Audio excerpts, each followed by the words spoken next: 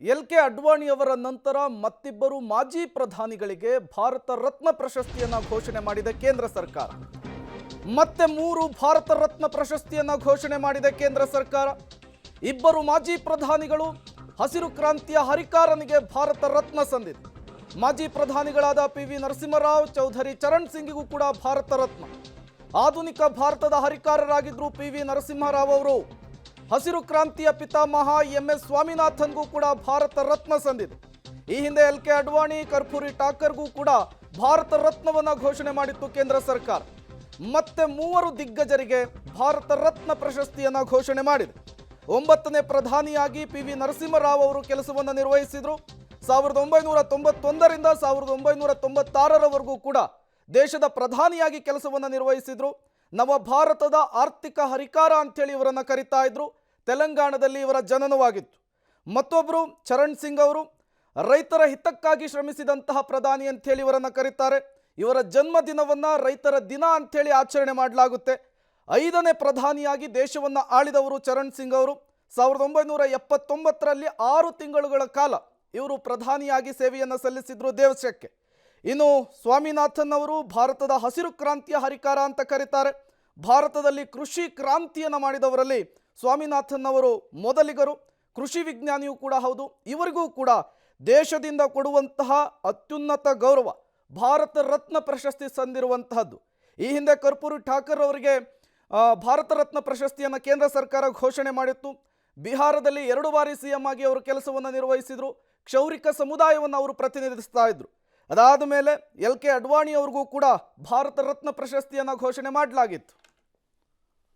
ಮತ್ತಷ್ಟು ಡೀಟೇಲ್ಸ್ ಅನ್ನು ಕೊಡ್ತಾರೆ ನಮ್ಮ ಪ್ರತಿನಿಧಿ ಶಬ್ಬೀರ್, ನೇರ ಸಂಪರ್ಕದಲ್ಲಿ ಜಾಯಿನ್ ಆಗಿದ್ದಾರೆ. ಶಬ್ಬೀರ್, ಎಲ್.ಕೆ. ಅಡ್ವಾಣಿ ಅವರ ನಂತರ ಮತ್ತಿಬ್ಬರು ಮಾಜಿ ಪ್ರಧಾನಿಗಳಿಗೆ ಭಾರತ ರತ್ನ ಪ್ರಶಸ್ತಿಯನ್ನು ಕೇಂದ್ರ ಸರ್ಕಾರ ಘೋಷಣೆ ಮಾಡಿದೆ. ಡೀಟೇಲ್ಸ್ ಅನ್ನು ಕೊಡೋದಾದ್ರೆ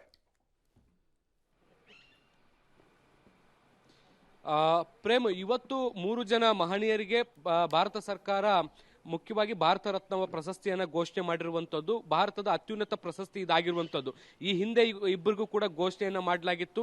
ಒಟ್ಟು ಈ ಬಾರಿ 5 ಜನರಿಗೆ ಈವರೆಗೂ ಭಾರತ ರತ್ನ ಪ್ರಶಸ್ತಿಯನ್ನು ಕೂಡ ಕೇಂದ್ರ ಸರ್ಕಾರ ಘೋಷಣೆ ಮಾಡಲಾಗಿರುವಂಥದ್ದು. ವಿವಿಧ ಕ್ಷೇತ್ರಗಳಲ್ಲಿ ಮಹತ್ವದ ಸಾಧನೆಯನ್ನು ಮಾಡಿದಂತಹ ಪ್ರಮುಖ ನಾಯಕರನ್ನ ಗುರುತಿಸಿ ಅಥವಾ ಪ್ರಮುಖ ವ್ಯಕ್ತಿಗಳನ್ನು ಗುರುತಿಸಿ ಈ ಒಂದು ಗೌರವವನ್ನು ಸಲ್ಲಿಸುವಂತ ಕೆಲಸವನ್ನ ಈಗ ಪ್ರಧಾನಮಂತ್ರಿ ನರೇಂದ್ರ ಮೋದಿ ಅವರ ಸರ್ಕಾರ ಮಾಡಿರುವಂಥದ್ದು. ಅದರಲ್ಲೂ ಕೂಡ ಬಹಳ ಪ್ರಮುಖವಾಗಿ ಇಲ್ಲಿ ಗಮನಿಸಬೇಕಾದಂತಹ ವಿಚಾರ ಏನು ಅಂದ್ರೆ, ವಿಪಕ್ಷದ ನಾಯಕರನ್ನು ಕೂಡ ಪಕ್ಷಾತೀತವಾಗಿ ಇಲ್ಲಿ ಗುರುತಿಸುವಂತ ಕೆಲಸವನ್ನ ಮಾಡಲಾಗಿದೆ. ಪಿ.ವಿ. ನರಸಿಂಹರಾವ್ ಆಗಿರ್ಬೋದು ಅಥವಾ ಚೌಧರಿ ಆಗಿರ್ಬೋದು, ಇವರೆಲ್ಲರೂ ಕೂಡ ವಿರೋಧ ಪಕ್ಷದಲ್ಲಿದ್ದು ಈ ಹಿಂದೆ ಪ್ರಧಾನಮಂತ್ರಿಗಳಾಗಿ ಭಾರತದ ಸೇವೆಯನ್ನ ಸಲ್ಲಿಸಿದಂತವರು. ಅವರನ್ನು ಕೂಡ ಗುರುತಿಸಿ ಭಾರತ ರತ್ನ ಪ್ರಶಸ್ತಿಗೆ ಭಾಜನ ಮಾಡುವಂತ ಪ್ರಯತ್ನವನ್ನ ಕೂಡ ಮಾಡಲಾಗಿದೆ. ಈ ಹಿಂದೆ ಪ್ರಣಬ್ ಮುಖರ್ಜಿ ಅವ್ರಿಗೂ ಕೂಡ, ಅಂದ್ರೆ ಕಾಂಗ್ರೆಸ್ ನಾಯಕರಾದಂತ ಪ್ರಣಬ್ ಮುಖರ್ಜಿ ಅವ್ರಿಗೂ ಕೂಡ ಭಾರತ ರತ್ನವನ್ನು ಕೊಡುವಂತ ಕೆಲಸ NDA ಸರ್ಕಾರ ಮಾಡಿತ್ತು. ಅದೇ ನಿಟ್ಟಿನಲ್ಲಿ ಈ ಬಾರಿಯೂ ಕೂಡ ಇಬ್ಬರು ವಿರೋಧ ಪಕ್ಷದ ನಾಯಕರು ಅಥವಾ ಭಾರತದ ಮಾಜಿ ಪ್ರಧಾನಿಗಳನ್ನ ಗುರುತಿಸಿ ಈಗ ಪ್ರಶಸ್ತಿ ಕೊಡುವಂತ ಕೆಲಸವನ್ನ ಕೂಡ ಮಾಡಲಾಗಿರುವಂತದ್ದು. ಇನ್ನೊಂದು ಬಹಳ ಪ್ರಮುಖವಾಗಿ ಸ್ವಾಮಿನಾಥನ್ ಕೃಷಿ ವಲಯದಲ್ಲಿ ಮಹತ್ವದ ಸಾಧನೆಯನ್ನ ಮಾಡಿದಂತವರು, ಒಂದು ಹಸಿರು ಕ್ರಾಂತಿಗೆ ಭದ್ರ ಬುನಾದಿಯನ್ನ ಹಾಕಿದಂತವರು ಸ್ವಾಮಿನಾಥನ್ ಆಗಿರುವಂತದ್ದು. ಅವ್ರಿಗೂ ಕೂಡ ಅವರ ಸೇವೆಯನ್ನ ಇಲ್ಲಿಗೆ ಗುರುತಿಸುವಂತ ಕೆಲಸವನ್ನ ಮಾಡಿ ಅವ್ರಿಗೂ ಕೂಡ ಭಾರತ ರತ್ನವನ್ನ ಪ್ರಶಸ್ತಿಯನ್ನ ಈಗ ನೀಡಿ ಗೌರವಿಸುವಂತ ಕೆಲಸವನ್ನ ಕೂಡ ಈಗ ಭಾರತ ಸರ್ಕಾರ ಮಾಡ್ತಾ ಇರುವಂತದ್ದು. ಈ ಎಲ್ಲಾ ಮಾಹಿತಿಯನ್ನ ಪ್ರಧಾನಮಂತ್ರಿ ನರೇಂದ್ರ ಮೋದಿ ಅವರೇ ಖುದ್ದು ತಮ್ಮ ಟ್ವಿಟರ್ ಖಾತೆಯಲ್ಲಿ ಹಂಚಿಕೊಳ್ಳುವಂತ ಕೆಲಸವನ್ನ ಕೂಡ ಮಾಡಲಾಗಿರುವಂತದ್ದು. ಬಹಳ ಪ್ರಮುಖವಾಗಿ ಗಮನಿಸೋದಾದ್ರೆ ಈ ಬಾರಿ 5 ಮಂದಿಗೆ ಜನರಿಗೆ ಭಾರತ ರತ್ನ ಕೊಡ್ತಾ ಇರುವಂತದ್ದು ಮತ್ತೊಂದು ವಿಶೇಷ ಆಗಿರುವಂತದ್ದು. ಪ್ರೇಮ್, ಶಬೀರ್, ಈ ಹಿಂದಿನ ವರ್ಷಗಳಿಗೆ ಹೋಲಿಕೆ ಮಾಡಿದ್ರೆ ಈ ಬಾರಿ ಭಾರತ ರತ್ನ ಪ್ರಶಸ್ತಿಯನ್ನು ಘೋಷಣೆ ಮಾಡಿರೋದ್ರಲ್ಲಿ, ಆ ವ್ಯಕ್ತಿಗಳನ್ನು ಆಯ್ಕೆ ಮಾಡಿರೋದ್ರಲ್ಲಿ ಸಾಕಷ್ಟು ಬದಲಾವಣೆಗಳಿರುವಂತಹದ್ದು. ಒಂದೊಂದು ಪ್ರಾಂತ್ಯಕ್ಕೆ ವಿವಿಧ ಕ್ಷೇತ್ರಗಳನ್ನು ಆಯ್ಕೆ ಮಾಡಿಕೊಂಡಿರುವಂತಹದ್ದು. ಈ ಬಗ್ಗೆ ಡೀಟೇಲ್ಸ್ ಕೊಡೋದಾದ್ರೆ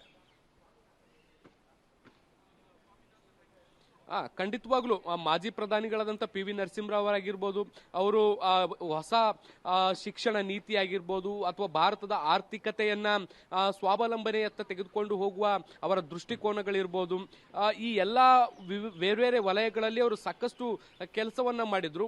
ವಿಶೇಷವಾಗಿ ಆರ್ಥಿಕ ನೀತಿಗಳನ್ನು ಸುಧಾರಣೆ ಮಾಡುವಂತ ಕೆಲಸವನ್ನ ಕೂಡ ಅವರು ಬಹಳಷ್ಟು ಚೆನ್ನಾಗಿ ಮಾಡಿದ್ರು. ಹೀಗಾಗಿ ಅವರ ಸಾಧನೆಯನ್ನ ಇಲ್ಲಿ ಗುರುತಿಸುವಂತ ಕೆಲಸವನ್ನ ಮಾಡಿದ್ದಾರೆ. ಮೂಲತಃ ಅವರು ಆಂಧ್ರ ಪ್ರದೇಶದವರಾಗಿರುವಂತದ್ದು. ಆಂಧ್ರ ಪ್ರದೇಶದಲ್ಲಿ ಅವರು ಶಾಸಕರಾಗಿ, ಸಚಿವರಾಗಿ, ಕೇಂದ್ರದಲ್ಲಿ ಸಂಸದರಾಗಿ, ಏನು ಬೇರೆ ಬೇರೆ ಸಚಿವರಾಗಿ, ಅದರ ಜೊತೆಗೆ ಪ್ರಧಾನಮಂತ್ರಿಗಳಾಗಿ ಸೇವೆ ಸಲ್ಲಿಸಿದ್ದವರು. ಪ್ರಧಾನಮಂತ್ರಿಗಳಾದಂಥ ಸಂದರ್ಭದಲ್ಲೂ ಕೂಡ ಸಾಕಷ್ಟು ಕೆಲಸಗಳನ್ನ ಕೂಡ ಅವರು ಮಾಡಿದ್ರು. ಭಾರತದ ಆರ್ಥಿಕ ಸುಧಾರಣೆ ಅಥವಾ ಶಿಕ್ಷಣ ವಲಯದಲ್ಲಿ ಸಾಕಷ್ಟು ಬದಲಾವಣೆಗಳನ್ನು ತರುವಂತ ನಿಟ್ಟಿನಲ್ಲೂ ಕೂಡ ಅವರು ಸಾಕಷ್ಟು ಕೆಲಸಗಳನ್ನ ಮಾಡಿದ್ರು. ಇನ್ನು ಸ್ವಾಮಿನಾಥನ್ ಅವರ ವಿಚಾರಕ್ಕೆ ಬಂದಂತ ಸಂದರ್ಭದಲ್ಲಿ ಭಾರತ ಸ್ವಾತಂತ್ರ್ಯಗೊಂಡ ಬಳಿಕ ಕೃಷಿಯಲ್ಲಿ ಸಾಕಷ್ಟು ಹಿನ್ನಡೆಯನ್ನ ಅನುಭವಿಸ್ತಾ ಇತ್ತು.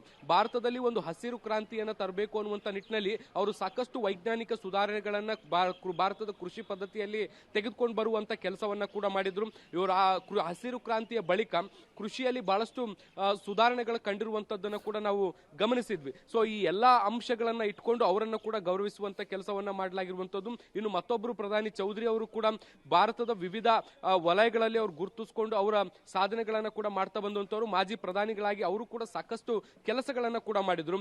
ಉತ್ತರ ಭಾರತವನ್ನ ಅವರು ಕೂಡ ಪ್ರತಿನಿಧಿಸ್ತಾ ಇರುವಂತಹ ಹಿನ್ನೆಲೆಯಲ್ಲಿ ಉತ್ತರ ಮತ್ತೆ ದಕ್ಷಿಣವನ್ನ ಇಲ್ಲಿ ಜೊತೆಗೆ ತೆಗೆದುಕೊಂಡು ಹೋಗುವಂತ ನಿಟ್ಟಿನಲ್ಲಿ ಕೆಲವೊಂದಿಷ್ಟು ಆಯ್ಕೆಗಳನ್ನ ಮಾಡಿರುವಂತದ್ದು ಕೂಡ ಇಲ್ಲಿ ಸ್ಪಷ್ಟವಾಗಿ ಕಾಣಿಸ್ತಾ ಇದೆ. ಪ್ರೇಮ್.